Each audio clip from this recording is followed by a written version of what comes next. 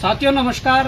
अभी मैं धरना स्थल देहरादून एकता विहार में हूँ और जैसा कि आप देख रहे हैं कि हमारे प्रदेश उपाध्यक्ष भाई राम कंडवाल जी के द्वारा लगातार 13 दिनों से अन्न जल त्यागा गया था। इस दौरान उन्हें 2 बार हॉस्पिटलाइज भी किया गया था और साथ ही जिस प्रकार से जिन मांगों को लेकर संघर्ष चल रहा था उन मांगों में कुछ हद तक सफलताएं मिली है और कुछ हद तक प्रयास जारी है। जिस प्रकार से हमारे अनशनकारी चाहे वो राम भाई हो, सुमित भाई थे, हमारे सचिन भाई थे और इसके अलावा जेपी ध्यानी जी थे, इन लोगों ने बड़ा संघर्ष किया है।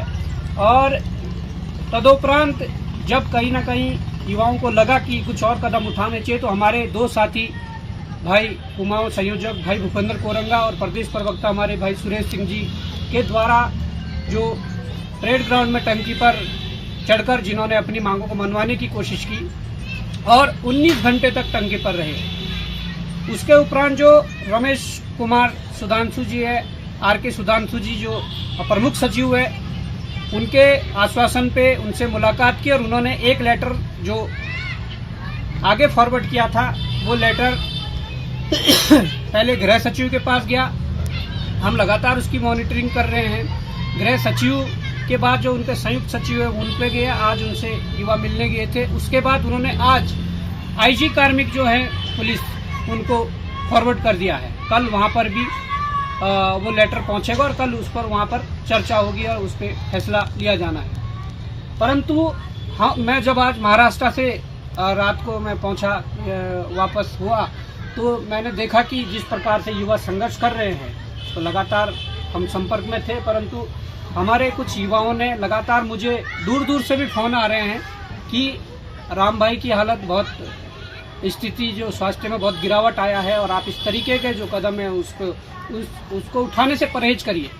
दूर दूर से भी फ़ोन आ रहे हैं, कई अभिभावकों के फ़ोन आए हैं, कई युवाओं के फ़ोन आए हैं और लगातार यहाँ पर जो युवा है इनके द्वारा भी राम भाई से निवेदन किया गया कि अभी जो लड़ाई है एकदम से सारी मांगे नहीं हो सकती, परंतु हाँ आप लोगों ने जो प्रयास शुरू किया था उसमें चाहिए वो टेक्नीशियन ग्रेड 2 की जो भर्ती वगैरह हो वो निकली, आधी रात को निकालनी पड़ी। उसके बाद उम्र सीमा के लिए इस प्रकार से ऑफिशियल लेटर के माध्यम से इन्हें ये चीज़ें जारी करनी पड़ी और सब ने निवेदन किया और हम भी निवेदन करते हैं राम भाई से कि आप आज इस आमरण अनशन को स्थगित कर दीजिए। हाँ, वो बात अलग है कि आज 30 तारीख है और 6 से 7 दिन के अंदर 6 अक्टूबर या 7 अक्टूबर तक इन चीज़ों पर कोई फैसला नहीं होता है या इन मांगों को नहीं माना जाता है तो लगातार प्रदेश भर में जो आंदोलन होने हैं वो होंगे।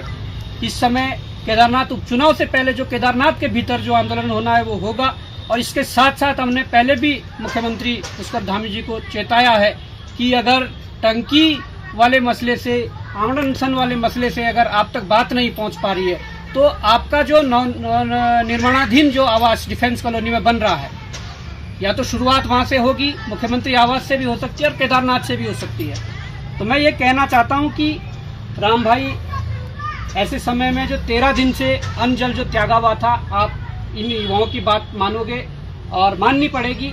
आप कहीं ना कहीं इस आज अनशन को स्थगित कर दीजिए। मैं ये नहीं कह रहा हूँ कि इसे समाप्त करिए, स्थगित आपको करना पड़ेगा और आपको हमारे कुछ साथी यहाँ पर जूस के माध्यम से आपका आमरण अनशन तुड़वाएंगे।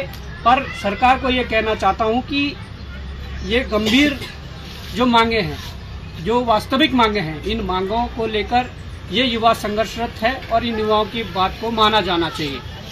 आपके पास हफ्ते भर का टाइम है, आप इस पे जो फैसला लेना लीजिए और उसके बाद अगर फैसला नहीं लेते हैं तो उत्तराखंड बेरोजगार संघ फैसला लेगा। और इसी के साथ मैं चाहता हूं कि हमारे युवा साथी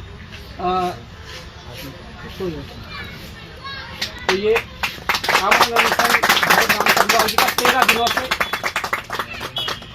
बहुत बड़ा त्याग है, बहुत बड़ी तपस्या है और मैं समझता हूं कि युवाओं के लिए ये बहुत बड़ा संघर्ष है कि 13 दिन से जो अन्न जल जो त्यागा था।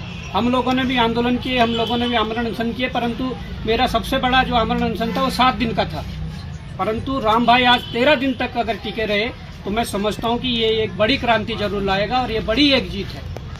तो सरकार को एक बार फिर से निवेदन भी करूंगा और फिर से एक बार चेताऊंगा भी कि हफ्ते भर के अंदर इस पर अपना प्रतिक्रिया दे, इस पर अपना डिसीजन दे, इन मांगों को माना जाए। अगर ऐसा नहीं होता है तो हफ्ते भर बाद उत्तराखंड बेरोजगार संघ अपने फैसला लेगा। धन्यवाद। जय हिंद, जय भारत, जय उत्तराखंड। भारत न्यूज़ लाइव से जुड़ने के लिए इसे लाइक, सब्सक्राइब और बेल आइकन दबाएं।